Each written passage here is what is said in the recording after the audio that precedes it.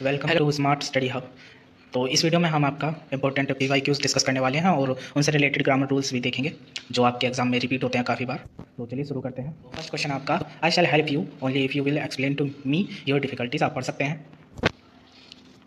ये आपका previous year का क्वेश्चन है जो कि SSC CGL में आपका 2024 में पूछा गया था। तो देखिए आंसर इसका फर्स्ट करेक्ट होगा, एक्सप्लेन। तो चलिए इसे करते हैं। तो रूल के मुताबिक आपका future indefinite and conditional word word जो सेंटेंस में यूज़ हो तो आप उसके बाद हमेशा प्रेजेंट इंडेफिनेट का यूज़ करते हैं। तो ये दोनों आप साथ में रखते हैं हमेशा, और इसकी पोजीशन चेंज कर सकता है वो, या तो आगे दे देगा या फिर पीछे दे देगा। देखिए इसमें आगे दिया हुआ है लेकिन किसी किसी क्वेश्चन में पीछे दे देता, इसके पीछे दे देता। तो याद रखेंगे आप, आसान रूल है। आप देख लीजिए, when, until, unless, before, after, जितने भी वर्ड ये आपके होते हैं मैंने सब लिख दिए हैं, यहाँ से देख सकते हैं आप। तो आपका करेक्ट आंसर हो जाएगा, I shall help you only if you explain to me your difficulties. चलिए अगले क्वेश्चन पर बढ़ते हैं। अगला है, most of the villages prefer tea more than coffee. तो देखिए ये कितनी बार आपका रिपीट किया है SSC ने अलग अलग मल्टीपल एग्जाम में। यहाँ आपका ईयर नहीं लिखा हुआ है क्योंकि जगह कम थी, तो आंसर आपका 2 होगा।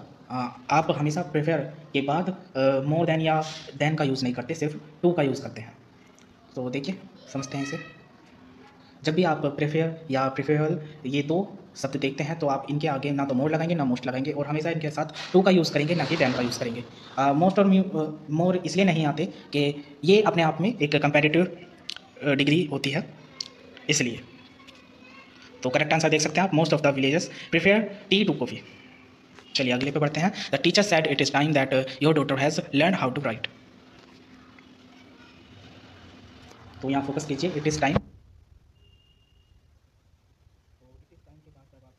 है तो आप पास्ट, सिंपल पास्ट का यूज़ करते हैं। आंसर आपका बी करेक्ट होगा।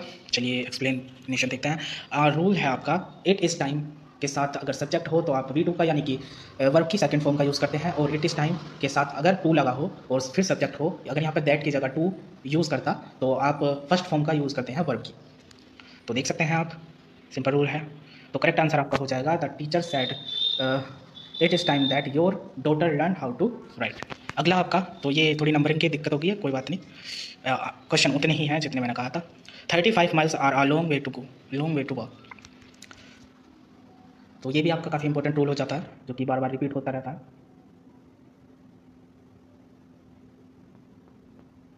तो आंसर आपका करेक्ट होगा इस वाज वर्ड। तो आप वैसे ही काट दो क्योंकि सेंटेंस नहीं चेंज कर सकते।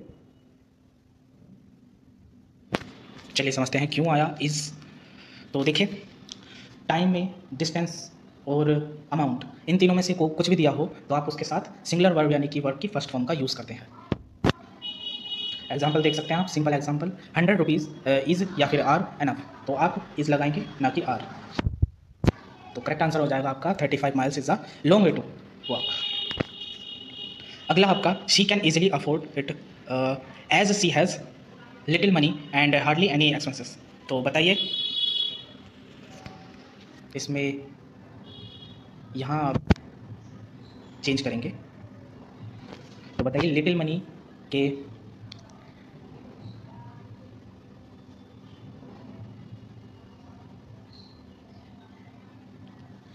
क्या यूज़ करेंगे आप।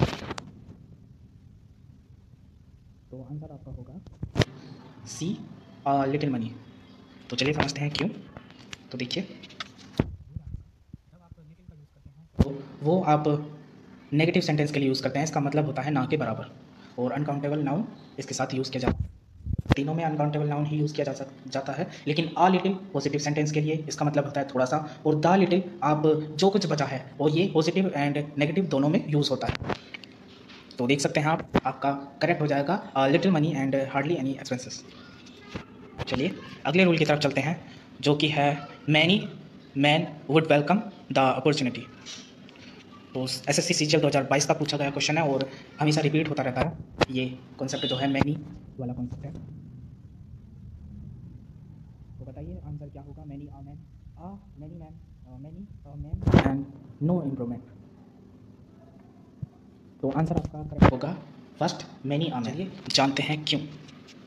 तो रूल है आपका, मैनी प्लस आ या फिर एन, एंड इसके साथ आप यूज़ करते हैं, इसका मतलब है singular countable noun and verb की फर्स्ट फॉर्म यानी कि सिंगुलर वर्ब। इसका मतलब होता है मैनी आ का मतलब होता है हर एक या फिर प्रत्येक। सिंपल एग्जांपल लेते हैं हम, मैनी आ बॉय या फिर बॉयज़, इज़ या फिर आर हैप्पी। तो आप हमेशा सिंगुलर काउंटेबल नाउन यानी कि जो आपका बॉय है many uh boy, and is और आर में से इज़ करेक्ट होगा, आर आपका गलत होगा, एंड हैप्पी होगा। Answer many uh man would welcome the opportunity.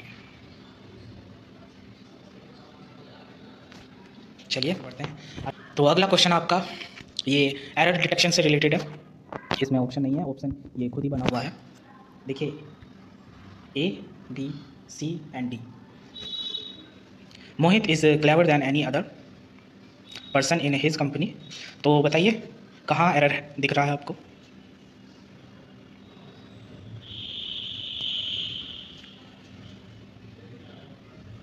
तो एरर आपका ए पार्ट में है, तो ये क्लेवर की जगह आपका क्लेवरर होगा। क्यों क्यों देखते हैं। तो सब रूल के मुताबिक जब subject plus comparative degree use हो और एनी अदर सेंटेंस में हो और कंपैरिजन हो रहा हो, तो आप इस स्ट्रक्चर को फॉलो करेंगे। कंपैरेटिव डिग्री, अब क्लेवर जो है वो कंपैरेटिव नहीं है, क्लेवरर कंपैरेटिव होता है। देखिए ये रहा। और एनी अदर यूज़ होता है तो आप then plus singular countable noun का यूज़ करते हैं। इसकी फुल फॉर्म मैंने आपको बता दी है, आप याद रखेंगे। तो आपका सही आंसर होगा Mohit is clever than any other person in his company. चलिए आगे बढ़ते हैं। Only one of the boys dash not done the homework given yesterday. Sentence पहचानना है आपको।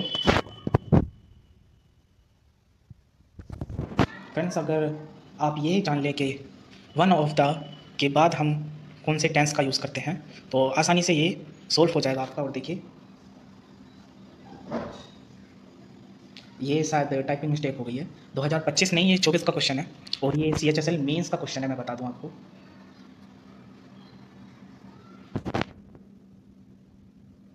तो बताइए हैव, हैज़, कैन, कुड। तो देखिए सेंटेंस तो आपका ये प्रेजेंट परफेक्ट टेंस है और इसलिए ना तो ये यूज़ होगा और ना ये यूज़ होगा। तो आपका वन ऑफ द के बाद आप यूज़ करेंगे हैज़, ना कि हैव। ये जानते हैं क्यों। तो देखिए जब आप सेंटेंस में वन ऑफ द का यूज़ करते हैं तो आप प्लूरल काउंटेबल नाउन यानी कि बॉयज़ देख सकते हैं आप, ये लेते हैं और सिंगुलर वर्ब लेते हैं। तो सिंगुलर वर्ब क्या था आपका हैज़, जो कि आपने यहाँ लिया होगा, देख सकते हैं आप। एग्जाम्पल भी है यहाँ, वैसे आप समझ गए होंगे। वन ऑफ द तो गर्ल्स आएगा, गर्ल नहीं, एंड इज़ आएगा आपका आर नहीं। अगला क्वेश्चन है आपका it is I who is to blame for this bad situation, या फिर नो एरर। बताइए, देखिए मेंस का क्वेश्चन है आपका ये 2022 का CGL का।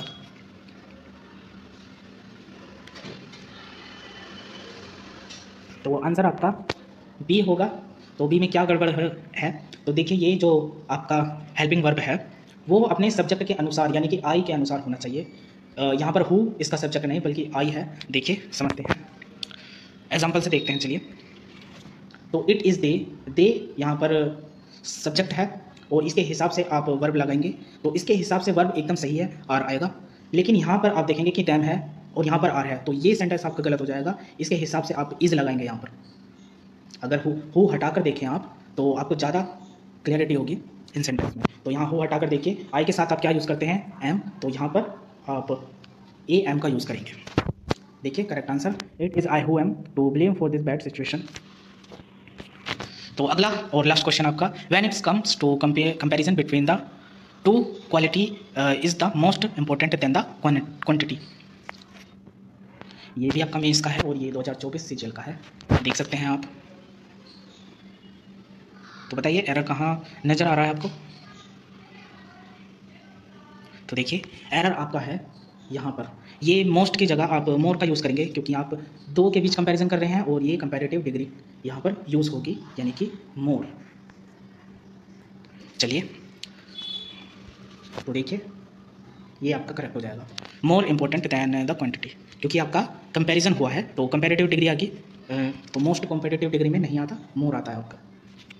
तो ये थे आपके आज के क्वेश्चंस। अगर वीडियो पसंद आया तो लाइक कर दीजिए और सब्सक्राइब कर लीजिए चैनल को, क्योंकि अगले 10 से 12 दिन आपके ये ग्रामर रूल्स लगातार चलने वाले हैं, जिनसे काफ़ी आपको हेल्पफुल होंगे जो कि एग्जाम में आपके। तो और भी कई सारे वीडियोस आते रहते हैं चैनल पर, तो उन्हें भी वॉच कीजिए। और इससे पहले जो वीडियो डाला था तो प्लीज़ वो भी देख लीजिए, क्योंकि उसमें भी काफ़ी इंपॉर्टेंट रूल्स कराए गए हैं आपके एग्ज़ाम से रिलेटेड।